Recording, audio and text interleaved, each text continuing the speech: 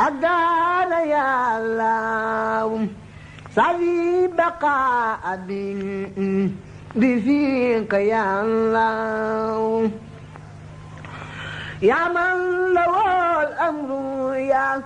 من لا شريك له وسوى ما للوعد لذيك يا الله وجاتك اليوم يا رمان منتجيا فوزي بما ستوفي دنياك يا الله أنت رئيم راسي أرجو برحمتي ألا ألاقي درا منك يا الله. صاحب الجلالة ملك المملكة المغربية أدام الله عزه والشعب المغربي ما أصابه جراء هذه الكارثة المفزعة. وبهذا الخصوص بعث صاحب الفضيلة الشيخ محمد المنتخى الخليفة العام للطريقة المغربية هذا الأمر برئاسة ابن عمه الشيخ عبد الصمد ابن الشيخ شعيب مبكي ابن خادم رسول مؤسس الطريقة المغربية.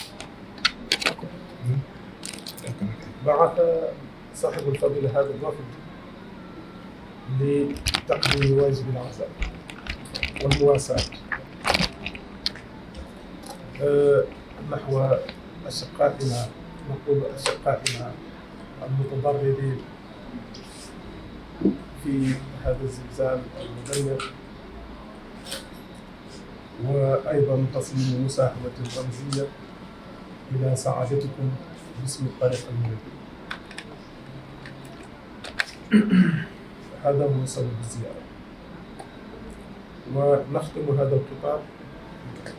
بقراءة بيتين من قصائد الشيخ القديم مؤسس الطريقة المغربية: واشفي جميع المسلمين عاجلا ثم قهم خوفا وحزنا آجلا ونجهم وعافهم والطف بهم ولا توافقهم بالكفر ذنبهم. هكذا نرفع أيدي التضرع سائلين المولى عز وجل أن يرحم الموتى ويخفف العناء عن المتضررين، وأن يحفظ المملكة المغربية الشريفة ملكا وشعبا وسائر بلاد المسلمين. السلام عليكم ورحمة الله وبركاته. Excellence, Monsieur l'ambassadeur, je m'en vais tout d'abord vous présenter la délégation que l'honorable Khalife général des Mourides, Serigne Mountakha Mbacké, a voulu envoyer auprès de vous, auprès de Sa Majesté, le roi Mohammed VI, que vous représentez ici. Il nous a demandé d'être conduit par son demi-frère, ici présent, l'honorable Serigne Abdou Samad Mbacké, fils de Serigne Chouaïbou, lui-même fils de Khadim Rassoul. Il est accompagné par Serigne Chouaïbou Mbacké, qui est le fils du Khalife général des Mourides, Serigne Abdou Khadir Mbacké, votre vieille connaissance, qui joue les intermédiaires entre lui et le royaume chérifien, et moi-même, Khadim Diop, son secrétaire général. Donc, le Khalife général des Mourides, Excellence, en composant cette délégation, a voulu en son nom propre et au nom de toute la communauté mouride et musulmane présenter à Sa Majesté, le roi Mohammed VI, que Allah le protège, ainsi qu'au peuple frère marocain, ses sincères condoléances à la suite du terrible tremblement de terre survenu dans la nuit du vendredi 8 septembre dans votre cher pays frère et ayant occasionné plusieurs pertes en vies humaines. L'honorable Serigne Mountakha prie que Allah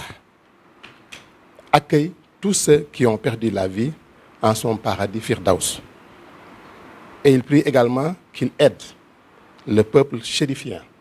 nos frères en islam, à surmonter cette épreuve très dure qui appelle de tous les musulmans leur solidarité à l'endroit du peuple marocain.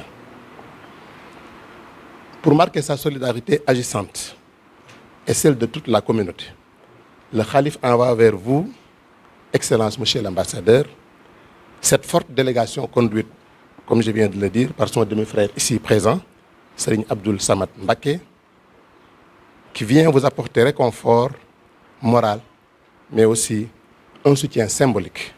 d'un montant de 100 millions de francs CFA en guise d'assistance aux sinistrés qui sont nos frères en Allah. Il formule en même temps d'ardentes prières à l'endroit du peuple marocain afin qu'il se relève de cette épreuve et continue sa marche vers la prospérité sur le chemin tracé par les hommes de Dieu que nous avons en commun et grâce à qui nous sommes unis par la foi. Voilà les propos que le Khalife nous a chargés à travers Serigne Abdoul Samad Mbacké ici présent de transmettre à travers votre personne à Sa Majesté le roi Mohammed VI, en priant d'agréer nos salutations les plus respectueuses et les plus cordiales. Exprimer ma profonde gratitude pour ce geste très symbolique. D'abord, la venue de la délégation du haut niveau, du très haut niveau, donc y compris donc les membres de la famille du Cheikh Mountakha. Donc ça dénote vraiment de l'intérêt que son éminence porte au royaume chérifien et puis au lien particulier qui le lie à Sa Majesté le roi Mohammed VI, Amir al-Mouminin, que Dieu l'assiste. C'est encore un symbole de cette relation toute particulière qui a toujours lié la ville sacrée de Touba au royaume chérifien. Et ça, enfin, dénote de cette solidarité qui a toujours existé entre nous et qui est aussi un des piliers de l'islam. L'appartenance à l'islam, c'est aussi cette solidarité permanente, cette solidarité agissante entre musulmans là où ils sont. Donc je crois que cette démarche est à saluer. Est à saluer, bien qu'il soit tout à fait naturel dans nos relations quotidiennes, mais cette démarche donc est vraiment la bienvenue et elle est appréciée et nous sommes vraiment fiers de cette relation toute humaine, spirituelle, mais aussi de ce soin particulier que chacun apporte à l'autre. Donc vous êtes en train de nous dire que vous n'êtes pas seul, que nous sommes avec vous. Et je voudrais aussi dire que dès le début, son éminence s'est adressée à Sa Majesté le roi Mohammed VI, Amir al-Mouminin, en lui adressant, donc en lui envoyant une lettre de condoléances dès le début. Donc, et je crois que la boucle est bouclée, comme on dit, et les faits sont là. Et nous vous disons toute notre reconnaissance et toute notre considération. Et je vous demanderai de transmettre à son éminence vraiment les remerciements les plus chaleureux de Sa Majesté le roi Mohammed VI, Amir al-Mouminin, et aussi lui transmettre les salutations fraternelles de Sa Majesté le roi Mohammed VI, que Dieu l'assiste. Nous sommes, nous, encore une fois, merci pour cet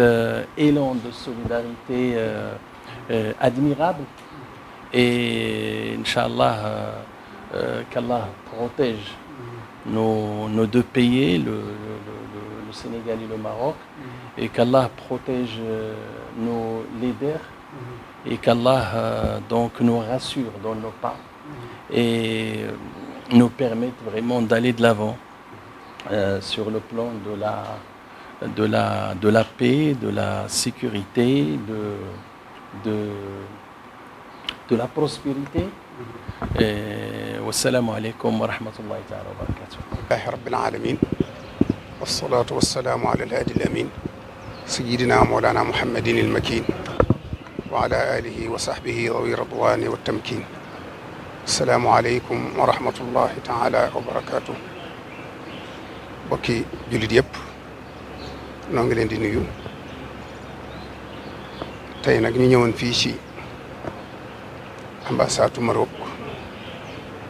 ci ndigalul Cheikh Mouhamadul Mountakha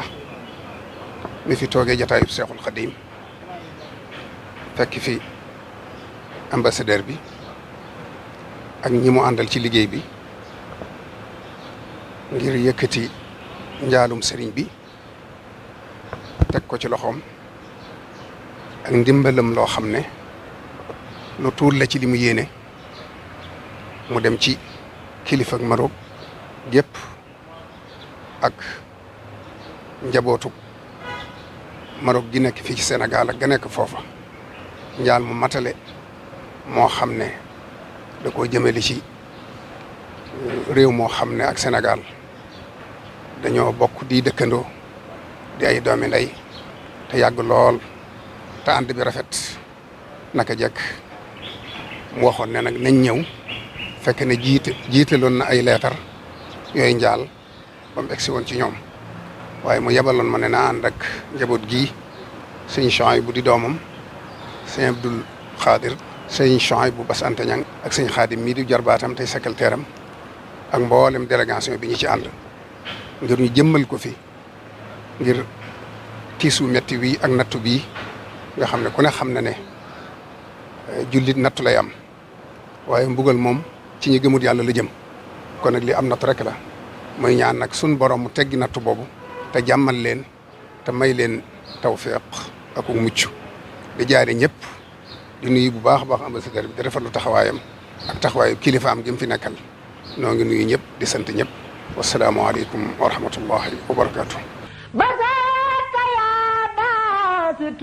الأعمال لي بريدا فاذكر مباسطتي دارين يا الله بذاك يا باسط الأعمال لي بريدا فاذكر مباسطتي دارين يا الله قبلت يا قافل أداء لي وما لو لخير نهري بقفل منك يا الله رضاك يا رافع الدارين مرتبتي بلا انقفال بفضل منك يا الله